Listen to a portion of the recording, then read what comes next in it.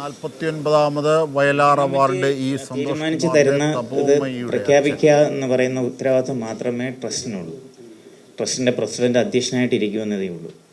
അല്ലാതെ അവർ മൂന്നുപേരും കൂടി തീരുമാനിച്ചു തരുന്ന അനൗൺസ് ചെയ്യുക എന്നുള്ള ഉത്തരവാദിത്വം മാത്രമാണ് വയലാർ രാമവർമ്മ ട്രസ്റ്റിനുള്ളത്.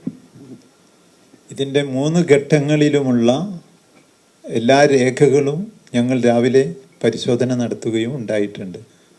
ഈ 319 ആളുകൾ അയച്ചിട്ടുള്ള കുറിപ്പുകൾ, മാർഗനിർദ്ദേശ കുറിപ്പ്, പിന്നെ അതിൽ നിന്ന് 20 പേര് തിരഞ്ഞെടുത്തിട്ടുള്ളത്, അവർ ആ പുസ്തകത്തെക്കുറിച്ച് എഴുതിയത്, അതിൽ നിന്ന് തിരഞ്ഞെടുക്കപ്പെട്ട സ്കോറിങ് 5 പുസ്തകങ്ങളിൽ നിന്ന് പിന്നീട് 3 പുസ്തകമാക്കി മാറ്റി അതിനുള്ള സ്കോറിങ് കൊടുത്തിട്ടുള്ളത് ഒക്കെ തന്നെ ഞങ്ങൾ പരിശോധിച്ചിട്ടുണ്ട്.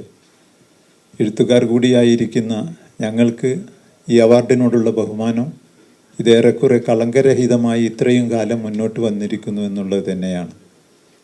ഓരോ ഘട്ടത്തിലും അതിൻ്റെ ശുദ്ധി കാണിക്കുവാനുള്ള രേഖകളുണ്ട് താനും. വയലാർ അവാർഡിൽ ഞങ്ങളും ബഹുമാനിക്കുന്നു. പക്ഷേ ഈ പുസ്തകം വയലാർ അവാർഡിന് ഒരു അവാർഡായി മാറിയിരിക്കുന്നു എന്നാണ് എൻ്റെ അഭിപ്രായം. വയലാർ അവാർഡ് മലയാളത്തിലെ ഒരു നോബൽ സമ്മാനം പോലെ കണക്കാക്കപ്പെടുന്ന അംഗീകാരമാണ്. അതിന് ഈ തപോമയ്യയുടെ അച്ഛൻ എന്നുള്ള നോവൽ തിരഞ്ഞെടുക്കപ്പെടുന്ന ഒരു പ്രോസസ്സെല്ലാം നേരത്തെ ഇവിടെ പറഞ്ഞു കഴിഞ്ഞു. ഞങ്ങളിന്ന് ഇവിടെ കൂടിയിരുന്ന് ഈ കാര്യങ്ങൾ പരിശോധിക്കുക മാത്രമല്ല, ഈ പുസ്തകത്തിൻ്റെ എല്ലാത്തരം സാധ്യതകളെപ്പറ്റിയും വളരെ വിശദമായിട്ട് ചർച്ച ചെയ്തതിന് ശേഷമാണ് എല്ലാവരും യുനാനിമസ് ആയിട്ട് ഇത്തരം ഒരു അഭിപ്രായത്തിലേക്ക് എത്തിയത്. ഹാഫിസ് മുഹമ്മദ് സൂചിപ്പിച്ച പോലെ കൂടെ ഉണ്ടായിരുന്ന പുസ്തകങ്ങളൊന്നും അത്ര ചില്ലറക്കാരുടെ അല്ല.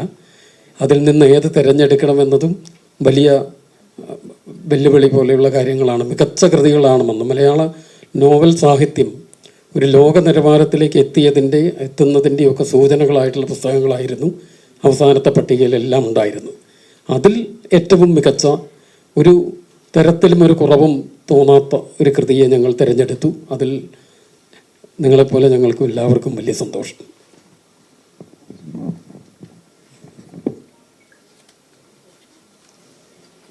എല്ലാ വർഷത്തെയും പോലെ ഒക്ടോബർ 27-ാം തീയതി വയലാർ അവാർഡ് സമർപ്പണ ചടങ്ങ് നടക്കും. നിശാഗന്ധിയിൽ തന്നെയാണ് ഇപ്രാവശ്യവും ക്രമീകരിച്ചിട്ടുള്ളത്. ഈ വർഷം ഒരു പ്രത്യേകതയുണ്ട്, നിങ്ങൾക്കറിയാമല്ലോ. അതിൻ്റെ ഡീറ്റെയിൽസ് ഒന്നും ഞാനിവിടെ പറയുന്നില്ല. അപ്പോൾ വിപുലമായ ഒരു ഉദ്ഘാടന ചടങ്ങായിരിക്കും. വയലാർ വർഷത്തിൻ്റെ ഉദ്ഘാടനവും പ്രൊഫസർ എം കെ സാനുവിൻ്റെ അനുസ്മരണവും വയലാർ അവാർഡ് സമർപ്പണവും എല്ലാമായിട്ട് ഒരു വളരെ വിപുലമായിട്ടുള്ള ഉദ്ഘാടന സമ്മേളനമായിരിക്കും ഒക്ടോബർ 27-ാം തീയതി നിശാഗന്ധിയിൽ. എല്ലാവരെയും ആ ഉദ്ഘാടന ചടങ്ങിലേക്ക് വളരെയധികം സന്തോഷത്തോടെ ഹൃദയപൂർവ്വം സ്വാഗതം ചെയ്യുന്നു, ക്ഷണിക്കുന്നു.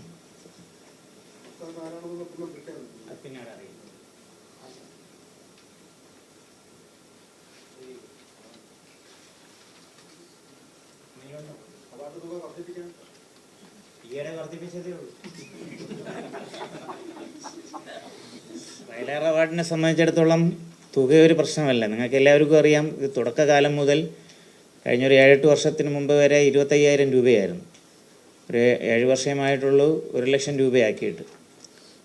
ഇതിൻ്റെ കൃതിയുടെ മൂല്യമാണ് ഇതിൻ്റെ ഏറ്റവും വലിയ വില. ഇതിൻ്റെ അവാർഡ് തുകയല്ല. ഒരു വയലാർ അവാർഡ് കിട്ടുന്ന കൃതിയും അതിൻ്റെ കർത്താവും അത് അവരുടെ നിങ്ങൾക്ക് മനസ്സിലാവുന്ന പോലെ മലയാളം ലോക സാഹിത്യ രംഗത്ത് ഏറ്റവും അറിയപ്പെടുന്നവരായി മലയാളത്തിലെ ഏറ്റവും വലിയ അവാർഡായിട്ടുള്ള വയലാർ അവാർഡ് കിട്ടുന്നവരായി മാറുന്നു. അതുപോലെ തന്നെ പുസ്തകം കൂടുതൽ ആൾക്കാരിലേക്ക് എത്തുന്നു, വായിക്കുന്നു.